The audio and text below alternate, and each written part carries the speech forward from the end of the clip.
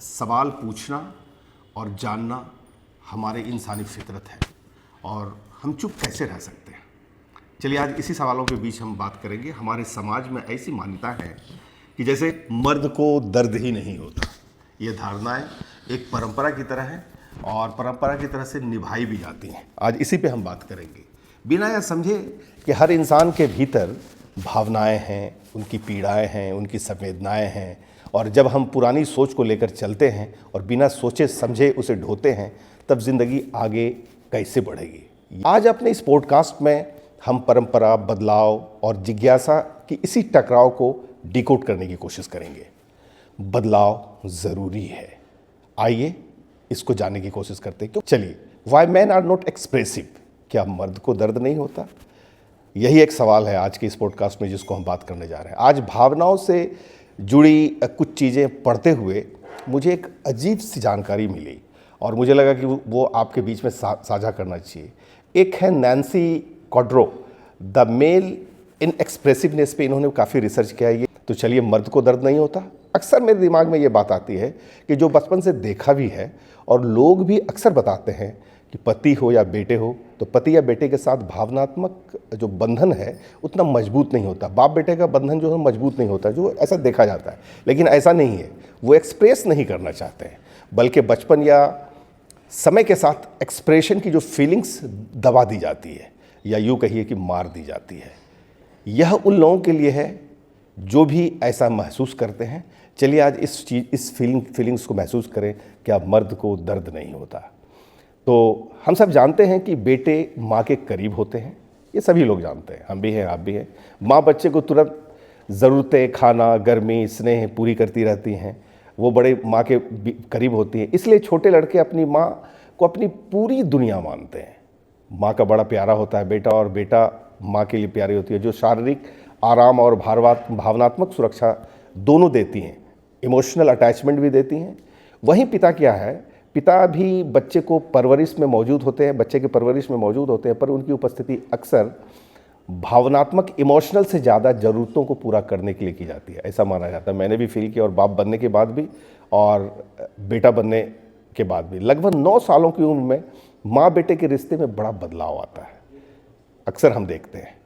यह वह उम्र है जब लड़के पुबर्टी में प्रवेश करते हैं। जो बच्चा पहले माँ के साथ सोता था, अब उसे अलग कर दिया जाता है, उसे अलग सोने को कहा जाता है।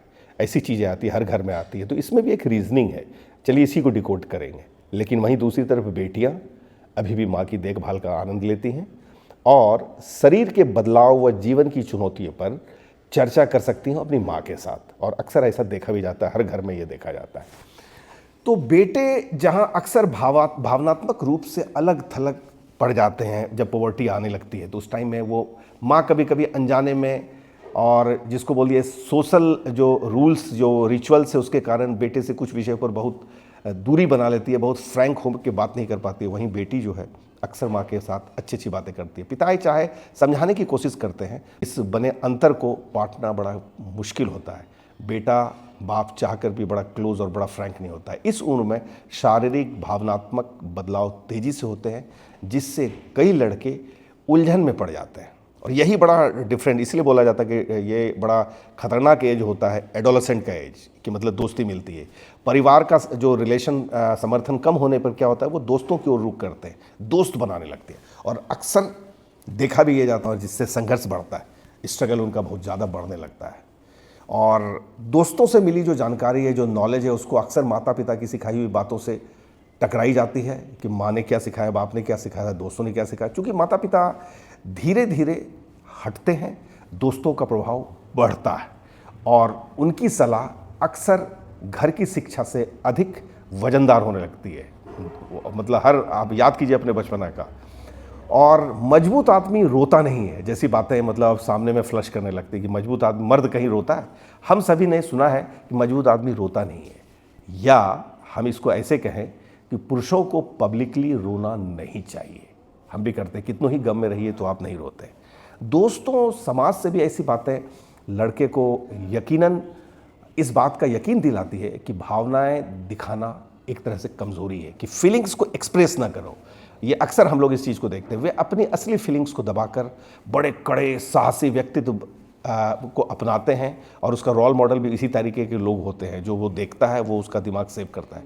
भावनाओं को दबाने की ये जो लंबी दीर्घकालिक प्रभाव है, जैसे जैसे वे बड़े होते हैं खुद को एक्सप्रेस करने में उनकी जो है ना कैपेसिटी, उनका जो फीलिंग्स को एक्सप्रेस करने में क्षमता घटती है और कभी कभी पूरी तरह गायब भी हो जाती है। वो फीलिंग्स खुलता ही नहीं है, जिससे कि एक खालीपन पैदा होता है। यही लोनलीनेस, अलोननेस का मामला है। एक खालीपन को भरने और यह साबित करने के लिए कि वह कमज़ोर नहीं है, वो बहुत मजबूत है और वो बाहरी जो अचीवमेंट है उसकी तरफ दौड़ता है।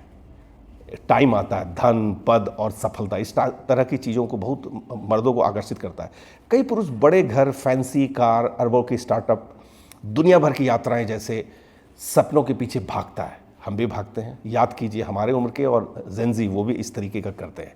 जब आप किसी लड़की से इसी सवाल को पूछिए कि वो अपने भविष्य के लिए क्या चाहती हैं, अपने भविष्य को किस तरीके से देखती हैं, तो ज़्यादातर लड़कियां ये कहेंगे कि छोटा सा संसार हो, छोटा सा घर हो और खुशहाल परिवार हो। कभी आपने सोचा कि ऐसा क्यों होता है?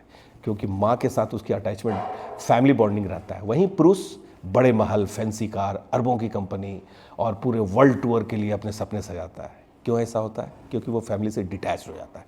यही कारण है कि पति पत्नी, माँ बेटा, पिता बेटा आदि के बीच में क्या होता है, डिफरेंसेस पैदा होता है, जिसको कि हम लोग क्या करते हैं, जनरेशनल गैप बोलते हैं। लेकिन ऐसा है नहीं, ये फीलिंग्स की बात है। यदि आप किसी ऐसे पुरुष, ऐसे साथी, बेटी या माँ हैं जो पूरी तरीके से एक्सप्रेस नहीं कर पाते हैं, तो याद रखें उनकी गलती नहीं है, बल्कि परिस्थितियां, हमारा जो सामाजिक परिवेश है, इस परिस्थितियों का परिणाम है। इस दृष्टिकोण से हम ये कह सकते हैं कि संबंधों में बहुत समझ और सहानुभूति आती है। अगर माँ बाप, बच्चे, फैमिली, अगर फैमिली का किसी बच्चे को सपोर्ट मिलता है तो वो बच्चा बड़ा अच्छा नर्चर होता है और ज़िंदगी में किसी भी मोड़ पे, जिसको बोलते हैं कि निगेटिविटी को छोड़ के वो पॉजिटिविटी की तरफ आता है और अपनी ज़िंदगी को बनाता है। तो आज की स्टोरी में मैंने जो पंच लाइन कहा कि मर्द को दर्द नहीं होता, आज क्या आपने इसे एहसास किया? क्या आपके घर में छोटे बच्चे हैं, उनके शारीरिक मानसिक बदलाव में इन सारी चीज़ों की फीलिंग पाते हैं? तो अक्सर याद रखिएगा कि छोटे बच्चे, एडोलेसेंट एज के बच्चे को ज़्यादा सहानुभूति और ज़्यादा आपकी ज़रूरत है। माँ और बाप को मिलकर इसे अच्छी तरीके से समझाने की ज़रूरत है ताकि उसका करियर बने। तो आज की स्टोरीज़ ऑफ ओरिजिन में इतना ही, और फील कीजिए क्या मर्द को दर्द नहीं होता। Thank you very much.